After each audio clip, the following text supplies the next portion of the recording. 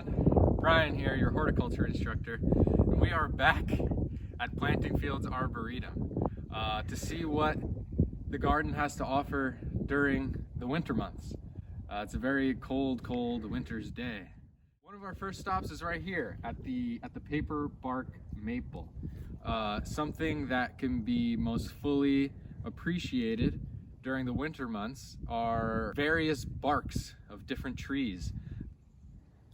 So the paper bark has this just stunning copper color, and it stands out, as you can see, quite nicely against even the backdrop there of the paper birch with its very white bark. It creates a very aesthetic contrast, and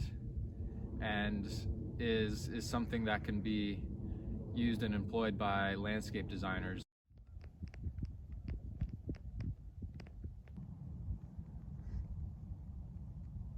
And here we have in our catalog of beautiful bark that is best appreciated during the winter months, the mountain stewartia.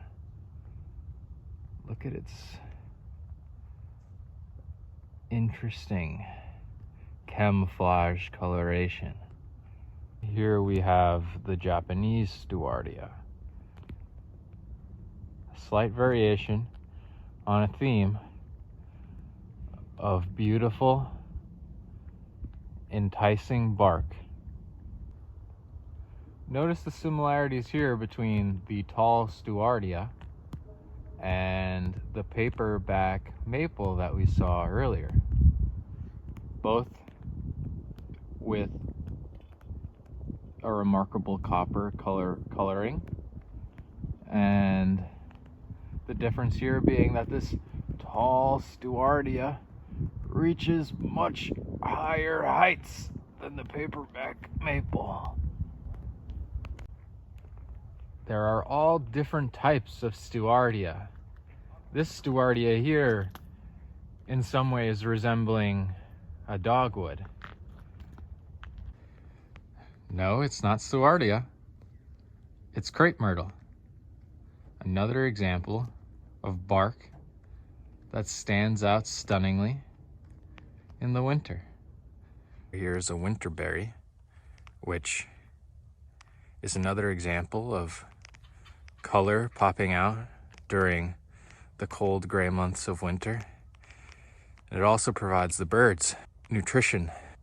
It can be hard for a bird to find food during winter, but here the winterberry provides solace. And I'd be remiss if I came to Planting Fields and didn't mention how wonderful the displays of rhododendron are during the spring, around May, early June. And here we see those buds patiently awaiting the spring, just like we are. Here's just another example of rhododendron buds awaiting that wonderful month of May. What's your favorite month of the year? The garden keeps many secrets during winter. One of those secrets is the fuzzy buds of a magnolia awaiting the spring to put on its showy display of sweet scented flowers. These buds may go unnoticed, if not for a keen eye and one's close, curious inspection of the garden during winter.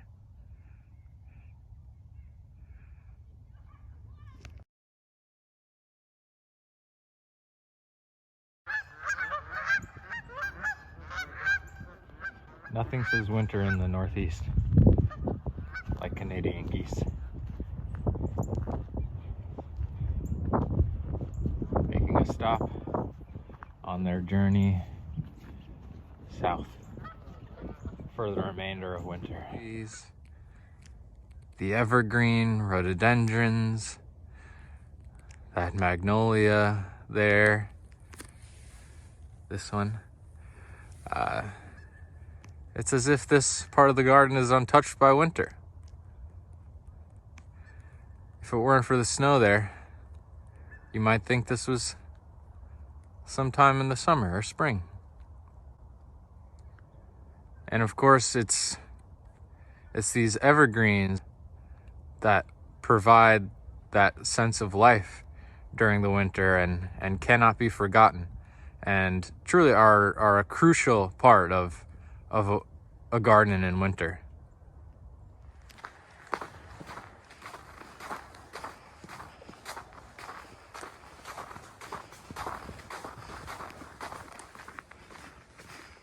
Planting Fields Arboretum has tremendous variety of holly and are recognized by the Holly Society of America for the completeness of their collection.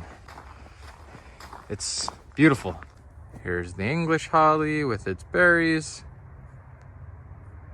beside a holly with much narrower leaves and smaller berries. Here we have even a variegated holly.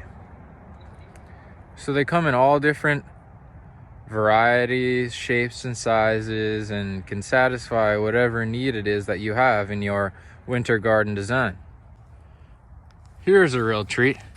If you're like me, and you're walking around Planting Fields Arboretum, you say, "What the heck is that? Is that a tree?" This is the monkey puzzle tree. An evergreen. They're very sharp. I don't recommend we touch it,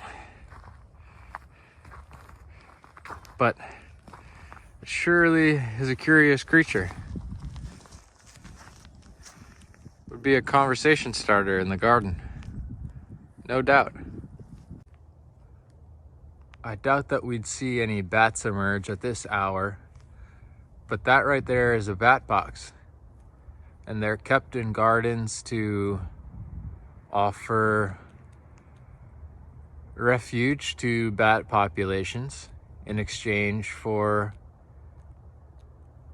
pest management. As you may know, bats eat mosquitoes and other pesky insects. And so keeping them around it's not a bad idea. Personally, I find the proud cedar of Lebanon evergreen beside a white patch of snow a very satisfying image, and makes the garden seem at once alive and yet at rest and at peace during winter. Another glance at winter in the garden. There's nothing better than pine cones on a pine tree. Someone told me that once anyway. All right, everyone. Thanks so much for joining me here at Planting Fields today. I wish we could explore more. There is so much to see, but as perhaps you can tell from the shivering and the snow on the ground, it is quite cold out here, and it's about time I get someplace warm. As always, you can reach out to us, and me and my fellow instructors would be happy to answer any questions you have about the things that we saw today and provide any further information or reading materials that build upon winter gardening and the curiosities we've explored about the garden in winter. It is always a pleasure and a great honor to make and share these videos with you all. Thanks so much. You'll see me soon. Bye-bye.